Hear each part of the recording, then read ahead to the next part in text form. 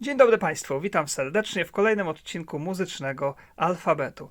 W odcinku poprzednim omawialiśmy określenie akord. Mieliśmy różne akordy, prawda? Współbrzmienie kilku dźwięków. Dzisiaj mamy włosko brzmiące słowo arpeggio. Arpeggio, proszę Państwa, to jest po prostu określenie na wykonanie akordu kilkudźwiękowego,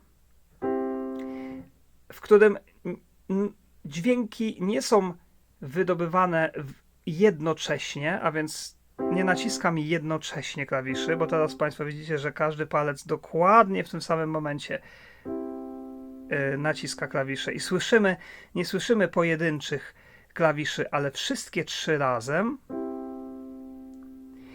Arpeggio jest to, proszę Państwa, właśnie sposób wykonania akordu, w którym słyszymy każdą nutę oddzielnie, każdy dźwięk oddzielnie. Zazwyczaj od dołu, a więc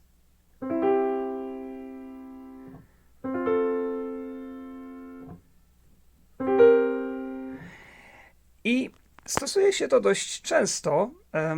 Jednym z takich najczęstszych celów, które arpeggio miało w historii muzyki, zwłaszcza w klasycyzmie, nawet może i jeszcze w baroku, było wydobycie, wyciągnięcie i podkreślenie najwyższej nuty. Jeżeli mieliśmy najwyższą nutę, w najwyższej nucie melodię, to wtedy często właśnie granie tych nut arpeggio, a więc od dolnej do górnej, powodowało, że najbardziej słyszeliśmy ten dźwięk. Górny dźwięk. Czy znacie Państwo ten utwór?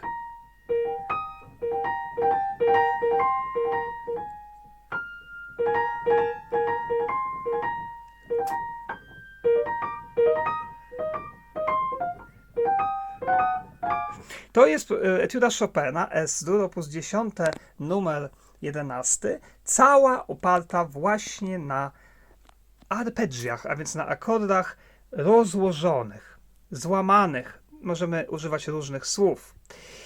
I efekt jest, jak Państwo słyszycie, taki, że najbardziej słyszymy tą nutę.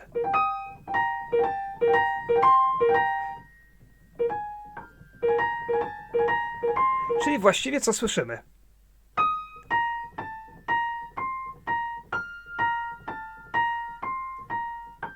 I właśnie to jest powodem.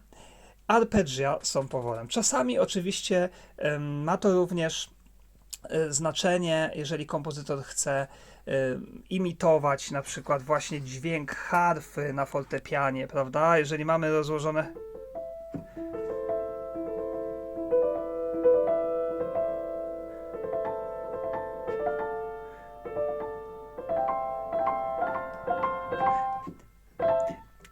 Szybkość grania arpeggia,